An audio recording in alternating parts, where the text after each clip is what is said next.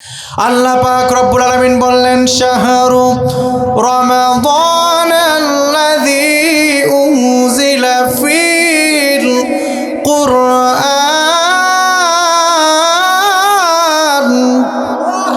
আল্লাহ পাক রব্বুল আলামিন বললেন, আমি এই কোরআন নাজিল করেছি রমাদান আল মুবারক, রমাদান মাসে।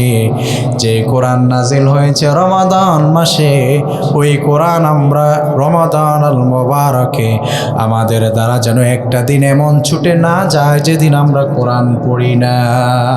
8টি সময় আমরা দোয়া কবুলের সময় জানলাম। এজন্য রমাদান আল মুবারকে আপনি যদি কোরআন পড়তে না পারেন, কোরআনটাকে খুলবেন, খুলে চুপি সারে চোখের পানি ফেলবেন আর বলবেন, কোরআন তোকে পড়তে জানি না কিন্তু তোকে বড্ড ভালোবাসি, তোর জন্য আমার হৃদয়ে বিশাল জায়গা খোলা আছে, হৃদয়ের জানালাম তোমার জন্য খোলা আছে।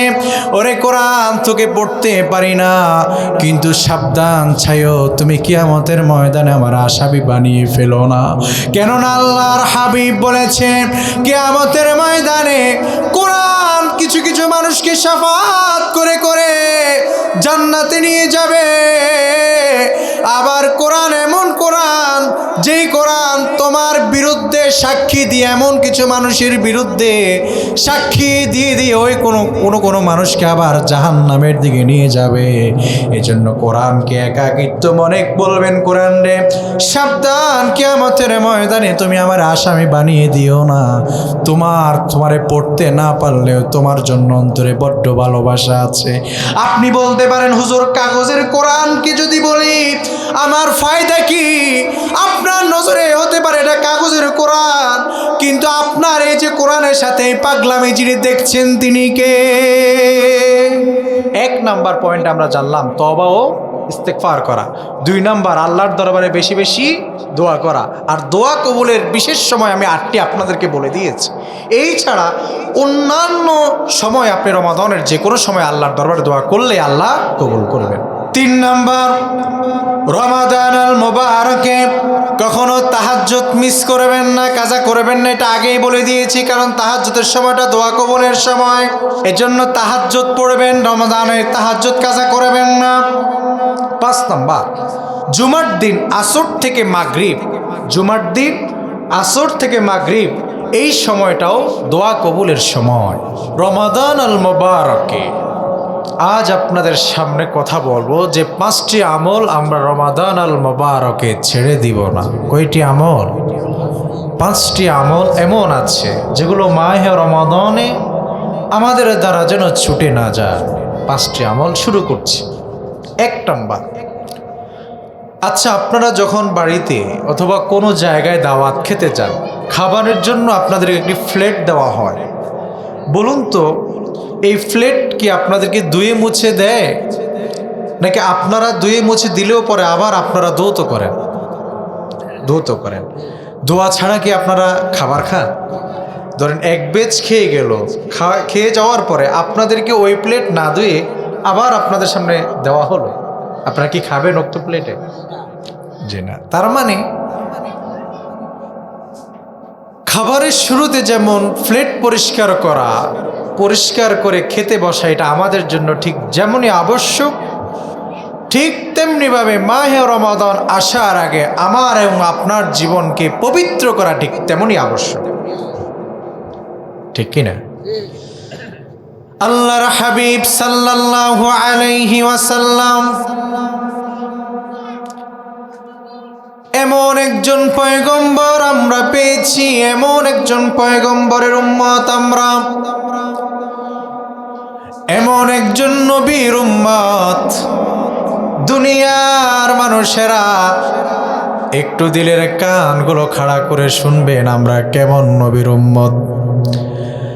আমার নবী সাল্লাল্লাহু আলাইহি ওয়াসাল্লামের হাদিস গবেষণা করলে দেখা যায়, আল্লাহর হাবিব সাল্লাল্লাহু আলাইহি ওয়াসাল্লামের জীবনী যদি দেখি, সেখানে পাওয়া যায় আকসারু মিন 70 মাররা আল্লাহর হাবিব সাল্লাল্লাহু আলাইহি ওয়াসাল্লাম প্রতিদিন 70 বার করে ইস্তেগফার করতেন।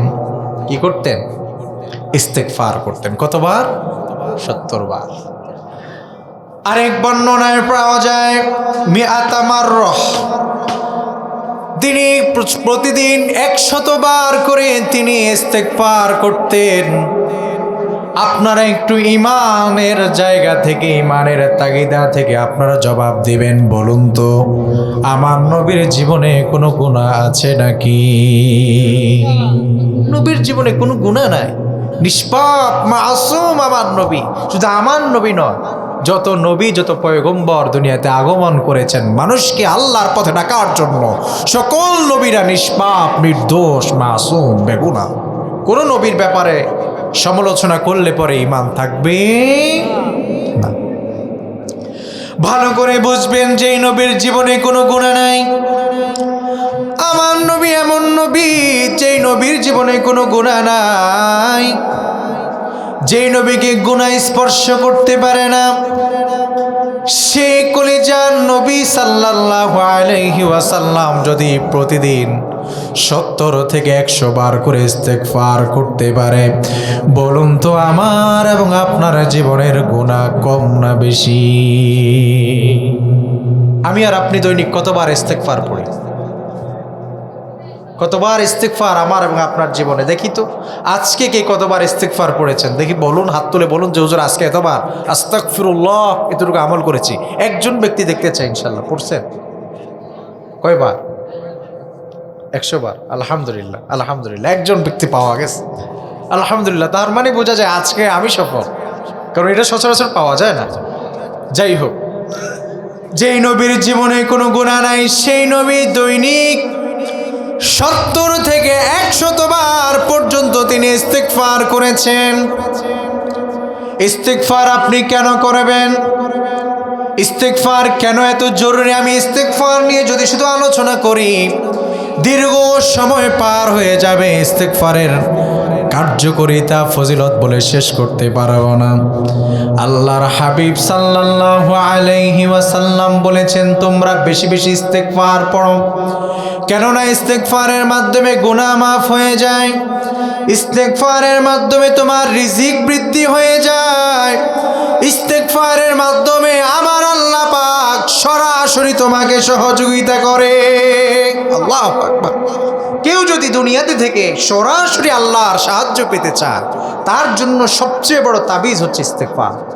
আস্তাগফিরুল্লাহ, আস্তাগফিরুল্লাহ, আস্তাগফিরুল্লাহ। পূর্ববর্তী বুজুর্গদেরকে দেখলে দেখা যায়, একজন বুজুর্গকে তো প্রশ্ন করা হলো, ওস্তাদ আপনি যখন বিপদে পড়েন কি আমল করেন? তিনি বললেন আস্তাগফিরুল্লাহ, আস্তাগফিরুল্লাহ।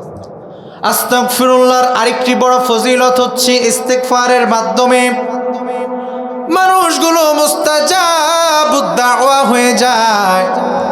আপনি বলতে পারেন, হুজুর মুস্তাজাবুদ দাওয়া কাকে বলে? মুস্তাজাবুদ দাওয়া ওই ব্যক্তিদেরকে বলে যারা আল্লাহর কাছে হাত তুলতে দেরি হয়, আমার আল্লাহ পাক সেটা কবুল করতে দেরি করেন না। আমার ভাইয়েরা, ইমাম আহমদ ইবনে হাম্বল, হাম্বলি মাযহাবের ইমাম, হাদিস সংগ্রহের জন্য তিনি দূর দূরান্ত সফর করতেন। একদিন রাত্রি হয়ে গেলে পরে তিনি একটি মসজিদে আশ্রয় নেওয়ার জন্য ইমাম সাহেবের কাছে অনুমতি চাইল। ইমাম সাহেব অনুমতি দিল না। ইমাম সাহেব বলল, হযরত জি দুঃখিত, মসজিদে থাকার মতো আপনাকে সুযোগ করে দিতে পারবো না, অনুমতি নাই। আপনি মসজিদে থাকতে পারবেন না, অনুমতি নেই।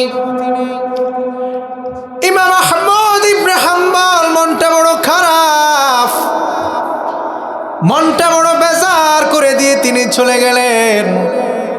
কোথায় রাত্রি যাপন করা যায়? হঠাৎ যেতে যেতে বাজারের মাঝখানে তিনি যখন গেলেন, দেখলেন একজন রুটির দোকানে রুটি বিক্রি করছে। ভালো করে খেয়াল করবেন, রুটির দোকানের কাছে গিয়ে তিনি বললেন, ভাই রাত্রি গভীর হয়ে গেল, আমি একজন মুসাফির মানুষ, কোথায় থাকবো? থাকার মতো কোনো জায়গা নাই, তোমার দোকানের পাশে যদি আমাকে একটু থাকার জন্য সুযোগ করে দিতা। ইমাম আহমদ ইবনে হাম্বলের জন্য রুটির দোকানি সকল সুযোগ সুবিধা করে দিল হযরত যে আপনি থাকতে পারেন, কোনো সমস্যা নাই। ইমাম আহমদ ইবনে হাম্বল বিশ্রাম গ্রহণ করার সময় লক্ষ্য করছেন রুটির দোকানি রুটি এভাবে করে আটাগুলোকে অথবা ময়দাগুলোকে সে রুটি বানানোর জন্য প্রস্তুত করছে, তখনও পড়ছে আস্তাগফিরুল্লাহ। রুটি বানাচ্ছে আবার তাওয়াতে দিচ্ছে, তখনও পড়ছে আস্তাগফিরুল্লাহ, শুধু ইস্তেগফার। ইমাম আহমদ ইবনে হাম্বল বলল, ভাই রে, ইস্তেগফারের মাধ্যমে তুমি কি পেয়েছো, যার কারণে ইস্তেগফার তুমি এতই জপতেছো, এত কাজ করো, তোমার ইস্তেগফার তোমার জবান থেকে ছুটে না? ইস্তেগফার তোমাকে কি দিয়েছে? ওই রুটির দোকানি বলে, হযরত জি, ইস্তেগফার আমার জীবনে এমন কোনো চাওয়া নাই, ইস্তেগফার আমার পূর্ণ করে নাই, কিন্তু একটা মাত্র চাওয়া আমার পূর্ণ হয় নাই, আল্লাহর কাছে অনেক দোয়া করেছি।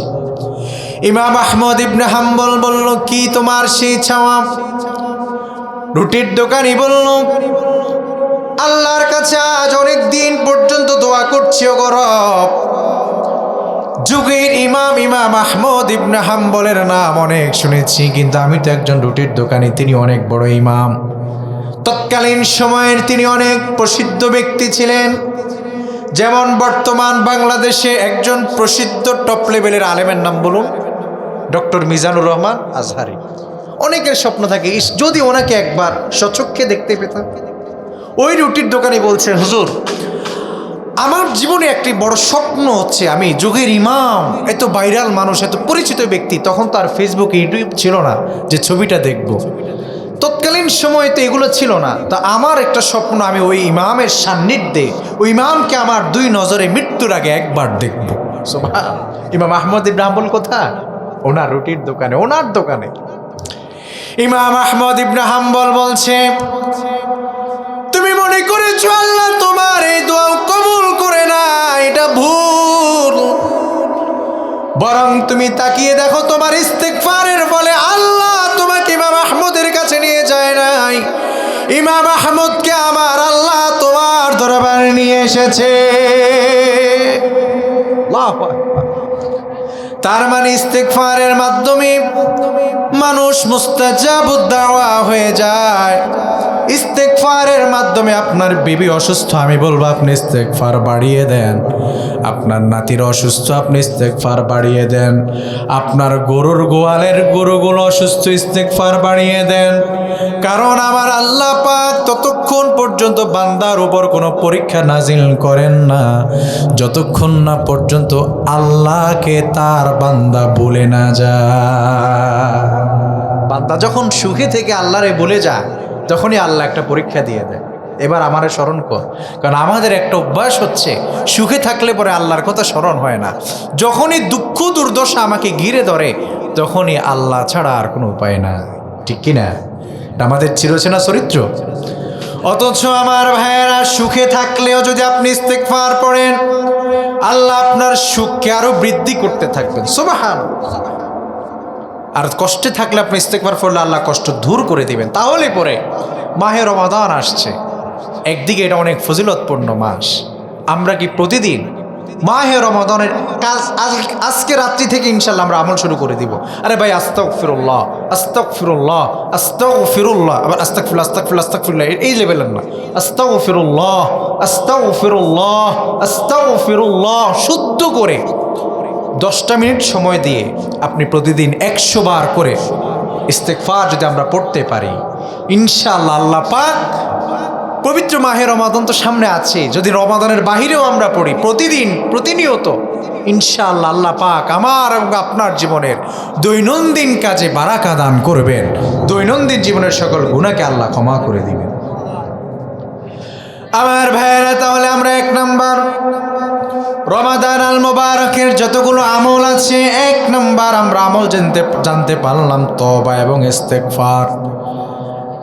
আপনি শুধু জাস্ট তওবা এবং ইস্তেগফারের মধ্যে পার্থক্য কি? কারণ আমাদের সমাজে অনেকে আস্তাগফিরুল্লাহ পড়ে মনে করে হুজুর তওবা করছে। দেখেন, তওবা হচ্ছে ইউটার্ন করা। আপনি এতদিন একটা কাজ করেছেন, একটি গুনাহের কাজে আপনি নিমজ্জিত, আজকে এই মুহূর্ত পর্যন্ত আপনি এই গুনাহটা করছেন, ঠিক 1 সেকেন্ড পরে আপনি নিয়ত করেছেন আমি আর এই গুনাহ করব না, এটার নাম তাওবা। এটার নাম কি? তাওবা। আর ইস্তিগফার হচ্ছে আস্তাগফিরুল্লাহ রাব্বি মিন কুল্লি যামবি, এটা কিন্তু তাওবা না। এটা হচ্ছে আপনার দিল নরম হওয়ার জন্য, আপনার দিল ইস্তিগফারের দিকে, তাওবার দিকে এগিয়ে যাওয়ার জন্য একটা মাধ্যম। যেমন গোসল করার জন্য পানি আবশ্যক, গোসল করার জন্য কি পানি আবশ্যক, পবিত্রতা অর্জনের জন্য পানি আবশ্যক, কিন্তু মাঝখানে একটা জিনিস আমরা ব্যবহার করি, সেটা কি? সাবান। সেটা কি? সাবান ব্যবহার করেন না? এটা মাঝখানের একটা ব্যবহারিক মাধ্যম মাত্র। ঠিক তেমনিভাবে তওবার পর্যন্ত পৌঁছাতে, তওবার মাধ্যমে আপনার দিল পরিবর্তন হবে, আপনি পরিবর্তন হবেন। পরিবর্তন হওয়ার জন্য মাধ্যম হচ্ছে ইস্তেগফার। সুবহানাল্লাহ।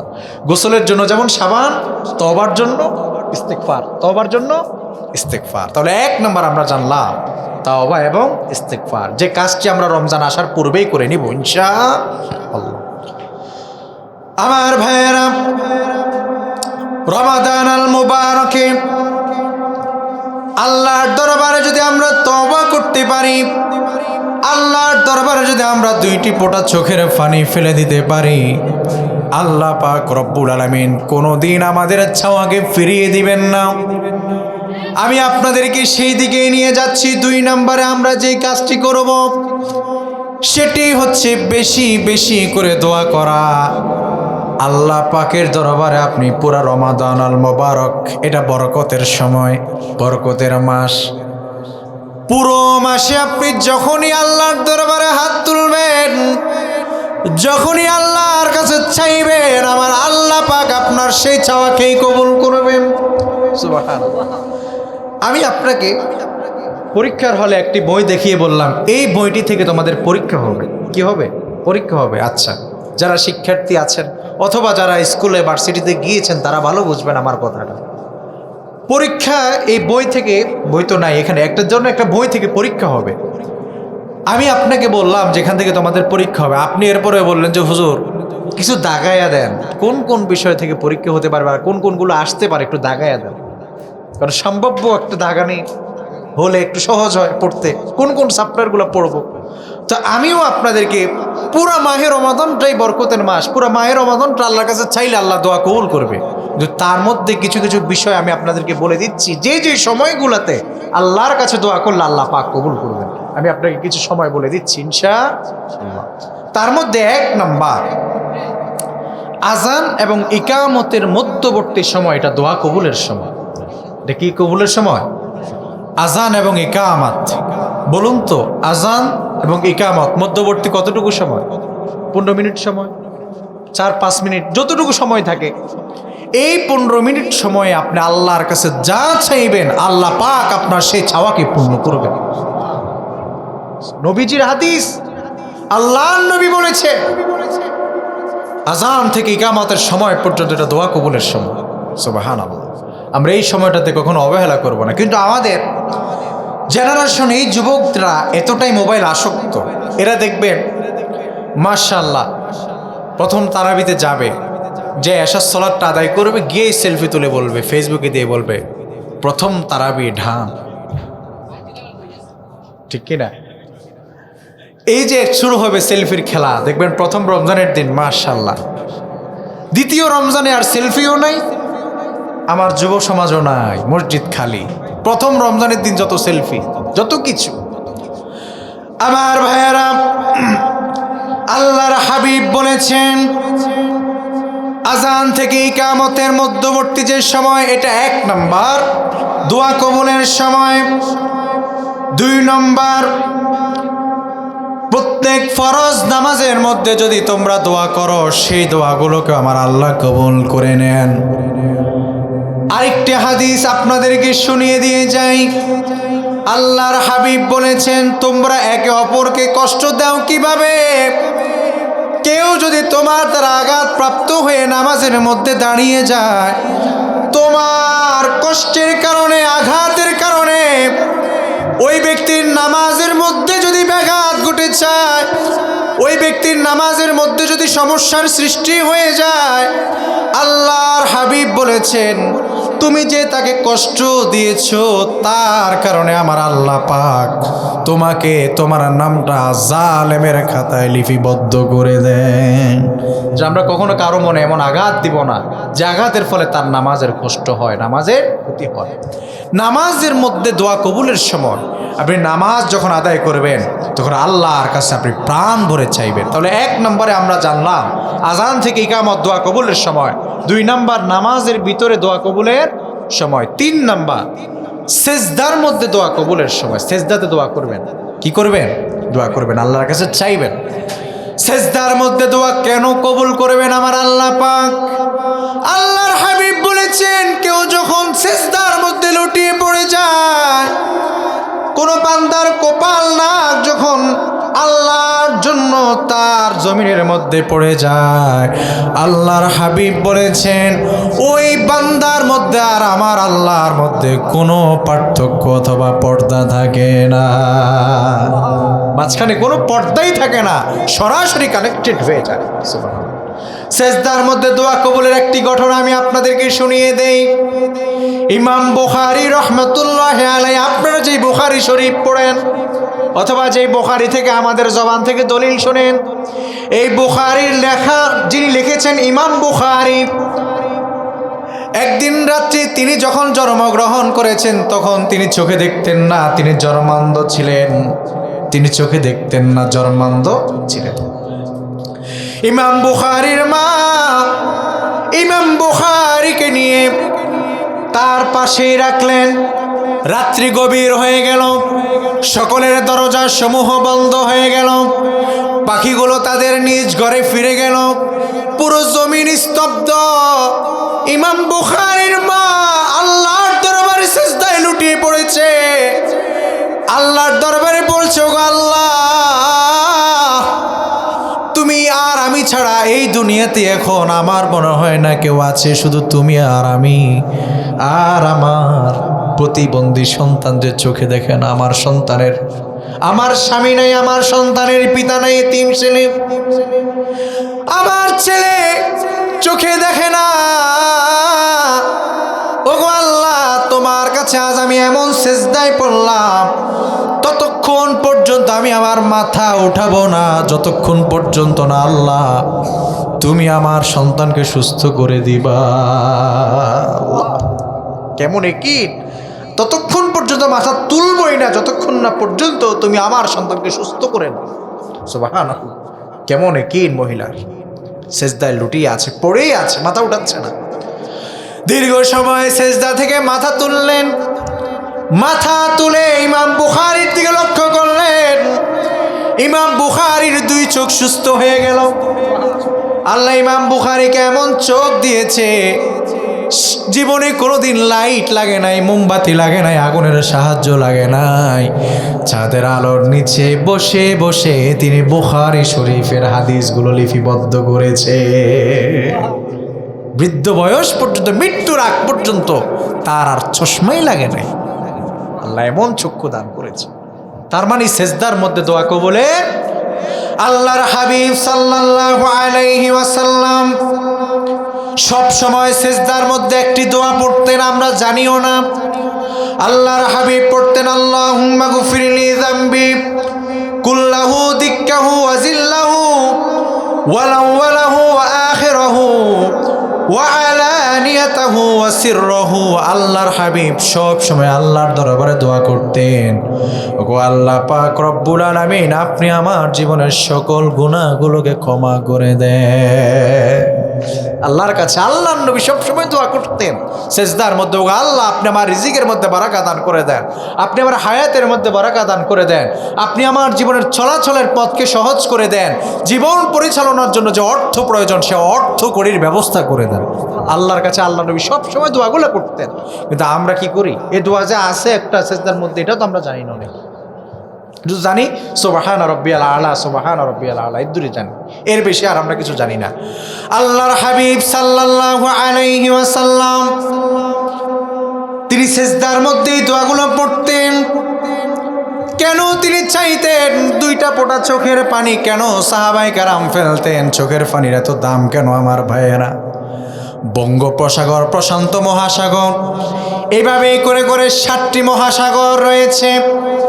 7টি মহাসাগরকে যদি আপনি একত্রিত করেন, জাহান্নামের আগুন আপনি নিভাতে পারবেন না। কিয়ামতের কঠিন ময়দান যখন কায়েম হয়ে যাবে, কিয়ামতের বিস্তার ময়দান যখন কায়েম হয়ে যাবে, জাহান্নামীদেরকে গ্রাস করার জন্য হাসরের ময়দানের দিকে ছুটতে থাকবে। আল্লাহ ফেরেশতাদেরকে আদেশ করবেন, ফেরেশতারা জাহান্নামকে আখড়ায়া ধর, জাহান্নাম যেন কিয়ামতের ময়দানের আশেপাশেও না আসতে পারে।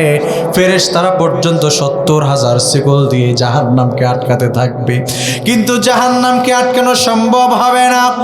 আবার আল্লাহ পাক ফেরেশতাদেরকে আদেশ করবেন, ফেরেশতারা যাও, এক পেয়ালা পানি দেওয়া হবে, ওই পানি যায়া জাহান্নামের মধ্যে ছিটিয়ে দিয়ে আসো।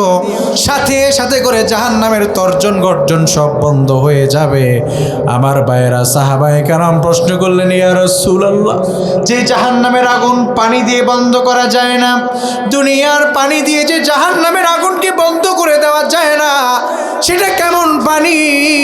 যে পানি পড়া মাত্র জাহান্নামের আগুন ঠান্ডা হয়ে যাবে, জাহান্নাম পর্যন্ত নিস্তব্ধ হয়ে যাবে। আল্লাহর হাবিব সাল্লাল্লাহু আলাইহি ওয়াসাল্লাম বলল, এরাও এই পানিটুকু হচ্ছে সেই পানি, দুনিয়াতে আমার যে সকল উম্মতেরা আল্লাহর দরবারে আল্লাহর ভয়ে, জাহান্নামের ভয়ে যারা চোখের পানি পেলেছে, সেই উম্মতের পানির দ্বারা আল্লাহ পাক আজকে জাহান্নামের তর্জন গর্জনকে বন্ধ করে দিয়েছে। আপনি কেন আল্লাহর কাছে চাইবেন? কেন আল্লাহর দরবারে চোখের পানি ফেলবেন? তার কারণ হচ্ছে এটাই যে আগুন প্রশান্ত মহাসাগর, বঙ্গোপসাগর, এরকম 7টি মহাসাগরের পানি দিয়েও যে জাহান্নামের আগুনকে নিভানো যায় না। আপনার 2 ফোঁটা চোখের পানির এত দাম, আল্লাহর দরবারে যদি কবুল হয়ে যায়, তার মানে আপনার জন্য আল্লাহ পাক এই 2 ফোঁটা চোখের পানির মাধ্যমে জাহান্নামের আগুনকে আল্লাহ পাক নিবারণ করে দিবেন, বন্ধ করে দিবেন। সুবহানাল্লাহ। আমার ভাইয়েরা, এই জন্য আল্লাহর দরবারে বেশি বেশি করে দোয়া করা, আল্লাহর দরবারে বেশি বেশি করে দোয়া করা। তাহলে দোয়া কবুলের আরেকটি মাধ্যম জানলাম। 1 নাম্বার কি মনে আছে? না, 1 নাম্বার হচ্ছে আজান এবং ইকামতের মধ্যবর্তী সময়। 2 নাম্বার নামাজের মধ্যে, ফরজ নামাজের মধ্যে। 3 নাম্বার নামাজের সেজদা। তাহলে 4 নাম্বার পয়েন্টে। 4 নাম্বার পয়েন্ট হচ্ছে শেষ রাতে তাহাজ্জুদের সময়। শেষ রাতে তাহাজ্জুদের সময়। দেখুন, আমরা এখন তো ঘুম থেকে উঠতে পারি না। আর মাশাআল্লাহ, আগে এক সময় ছিল যে আমরাও দেখতাম যে আমার বাবা এশা পড়ে আসতে আসতে আমরা ঘুমিয়ে যেতাম, আমাদের ভাইদের সবার এক ঘুম হয়ে যেত। আর মাশাআল্লাহ, এখন তো বাপ বলেন, ছেলে বলেন, মা বলেন, যারাই আছে ফ্যামিলির, মাশাআল্লাহ 12টার আগে কারোই ঘুম হয় না। ঘুমাতে ঘুমাতেই 12টা বাজে। তো দেখুন, শেষ রাত্রিতে আমরা এমনি জাগতে পারি না, কিন্তু রমাদান আল মোবারক আমরা যখন সাহারি খেতে উঠি, এটাই কিন্তু তাহাজ্জুদের সময়। সাহারি খাওয়ার পূর্বে, আর আমাদের এলাকার একটা সমস্যা আছে, এই এলাকার আমি দেখেছি, কুমিল্লা হোম না, এই কিছু কিছু এলাকা আছে এমন, যেখানে দেখবেন যে মাইকে গজল ছালাইয়া দেয়, মসজিদের মাইকে। মসজিদের মাইকগুলো মনে হয় যেন ওনার বাপ দাদা যেমনি ইচ্ছে তেমনি চালায়। অথচ আপনি আরব কান্ট্রিতে যান, উন্নত মুসলিম রাষ্ট্রগুলোতে যান, এগুলো দেখবেন না। মসজিদের মাইকে গজল লাগিয়ে দেয়, গজল চলতেছে, মানে ওনার উপর এটা ফরজ হয়ে গেছে। ওনার এলাকার মানুষদেরকে রোজা রাখাবার জন্য মসজিদের মাইক চালাইয়া সবাইরে জাগানো ওনার উপর ফরজ। কোথায় পেয়েছেন এসব ফাইজলামি? হ্যাঁ, নির্দিষ্ট একটা সময়, যেটা উনি নির্দিষ্ট একটা সময় ঘোষণা করে দিবে, গজল লাগাইয়া গজল বলে এটা বলবেন না, এটা করবেন না, ইমাম সাহেবদেরকে নিষেধ করে দিবেন, এটা আপনারাই বাধ্য করেন, কোনো প্রয়োজন নেই। কারণ এসব সময় তাহাজ্জুদের সময় অনেকগুলো পেয়ারা বান্দা যখন তাহাজ্জুদে থাকে, আপনার গজলের দ্বারা একজনের তাহাজ্জুদের ডিস্টার্ব হলে সারা জীবন গজল বাজান না। কখনো এই কাজ, এই মসজিদের এই কাজগুলো আপনারাই বন্ধ করতে হবে। আপনারা মুরব্বীর উদ্যোগ নিলে এগুলো বন্ধ হয়, যে হুজুর এর দরকার নেই এগুলোর, আপনি নির্দিষ্ট সময় ডাকবেন, ডাকার পরে যদি যারা উঠে যাবে। আর যারা রোজা রাখা, এরা মসজিদের মাইকের ডাকার অপেক্ষায় থাকে না, এরা এমনিই উঠে যায়। এজন্য শেষ রাতে তাহাজ্জুদের সময় যারা সাহারি খেতে উঠবেন, একটু আধা ঘন্টা আগে উঠে কয়েক রাকাত নামাজ পড়ে তাহাজ্জুদ পড়ে আল্লাহর কাছে দোয়া করবেন, চাইবেন। এই সময় আপনি যেটা চাইবেন আল্লাহ পাক আপনার সেই চাওয়াকে পূর্ণ করে দিবে ইনশাআল্লাহ। দোয়া কবুলের সময় রমাদান আল মোবারকে 4টি জুমা পাবো, 4টি শুক্রবার পাবো। এই শুক্রবারগুলোতে যেন আমাদের এই সময়টা মিস না হয়, আল্লাহর কাছে হাত তুলে চাইব। 7 নাম্বার, ইফতারের সময় দোয়া কবুলের সময়। ইফতারের সময় দোয়া কবুলের সময় কেন এটা আল্লাহর কাছে অতীব প্রিয়? আমার আল্লাহ পাক দেখছেন আপনার সামনে দামি দামি সাজানো খাবার আছে, সারাদিনের ক্ষুধার্ত বান্দা খাবার খায় নাই, সারাদিন আল্লাহর আদেশ বান্দা মান্য করেছে, বান্দা খাবার মুখে দেয় নাই, কিন্তু এত দামি দামি খাবার বান্দার সামনে পড়ে আছে, কিন্তু বান্দার মন চায়, কিন্তু তারপরে একটু খাবার উঠিয়ে মুখে দেয় না। এই যে আমার আল্লাহ পাক এই দৃশ্যটাকে বড় পছন্দ করেন, তখন আমার আল্লাহ পাক স্বয়ং আরশ আজিম থেকে বান্দাদের দিকে এভাবে তাকিয়ে থাকে, আর বান্দাদের এই সুন্দর দৃশ্যটাকে আল্লাহ পাক উপলব্ধি করে। আর ঠিক তখনই আপনি আল্লাহর কাছে যে হাত তুলে দোয়া করেন, আল্লাহ পাক আপনার সে চাওয়া, সে দোয়াকে আল্লাহ পাক কবুল করবেন, ফিরিয়ে দিবেন। আমার ভাইয়েরা, কিন্তু এখানেও সমস্যা। দেখবেন ইফতার পার্টি আছে আমাদের সমাজে, আসেনি? ইফতার গোছাইতে গোছাইতে দিতে দিতে মারামারি কাটাকাটি, 6 জন বসবে এক প্লেটে, মুরব্বীরা একদিকে, ফোলাফাইন আরেক দিকে, এরা একদল আগে খাবে পরে খাবে। ইফতার পার্টি, মানে ইফতার এখন পার্টি হয়ে গেছে। ইফতার এখন কি হয়ে গেছে? পার্টি হয়ে গেছে। ইফতার কি এটা পার্টির জিনিস নাকি এটা ইবাদত? ইফতার এখন পার্টি। আগে চলতো ডিজে পার্টি, নাচ গানের, আর এখন চলে কি ইফতার পার্টি। আল্লাহ জানে কবে জানি নামাজ পার্টিও হয়। আল্লাহ মাফ করুক। কারণ যেই জেনারেশন আমাদের সামনে আসতেছে, যে জেনজিরা যা শুরু করছে ইফতার পার্টি, বন জঙ্গলে, খোলা মাঠে, ছাদের উপরে, কিসের দোয়া, সব সেলফি। দেখো আজকে আমরা সব বন্ধুরা মিলে ইফতার করেছি, অথচ এই সময়টা আল্লাহর হাবিব সাল্লাল্লাহু আলাইহি সাল্লাম বলেছেন দোয়া কবুলের সময় আল্লাহ তার বান্দাদের দিকে তাকিয়ে থাকে। আর বান্দা কেমন ব্যাককল, মোবাইল নিয়ে ব্যস্ত আছে, দুনিয়ার মানুষকে দেখা, আল্লাহ যে তার দিকে তাকিয়ে আছে একটু ভয়ও তার ভিতরে জাগে না। আল্লাহ তার দিকে তাকিয়ে আছে, আর সে আছে সেলফি নিয়ে, সে আছে ভিডিও নিয়ে, সে আছে পার্টি নিয়ে। আল্লাহ হেফাজত করুক। এই জন্য এই জেনারেশনকে এই জিনিসগুলো পরিবর্তন করতে হবে।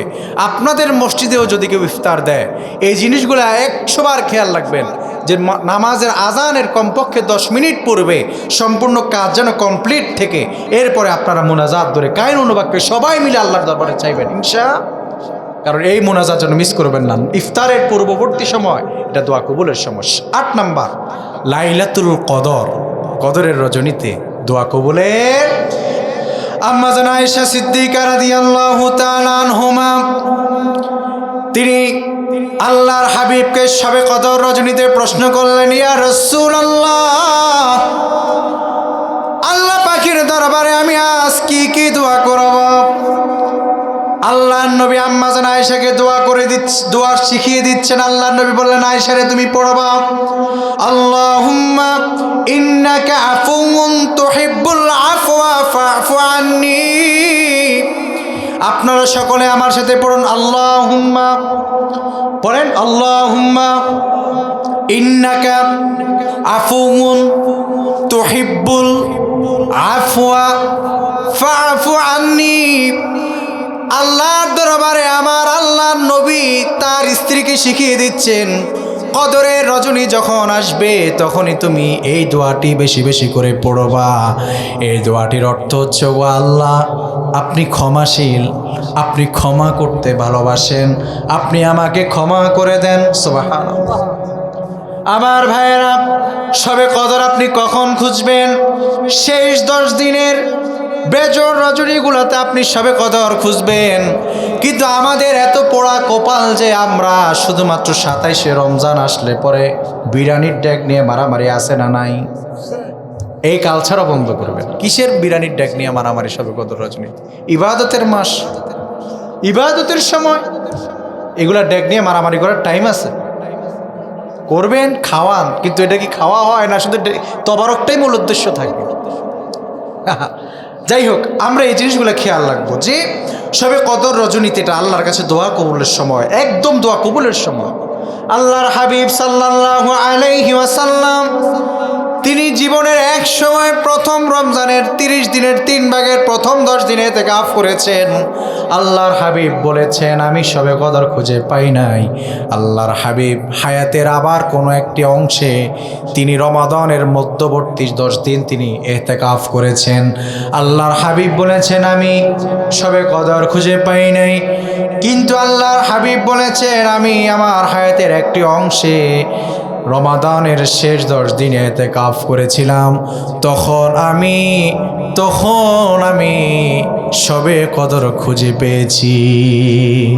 তবে সেটা বেজোড় রজনীতে, তার মানে শেষ 10 দিনের বেজোড় রজনীগুলো 21, 23, এরপরে 25, 27, 29 এই রজনীগুলোতে আমরা ইবাদত করব।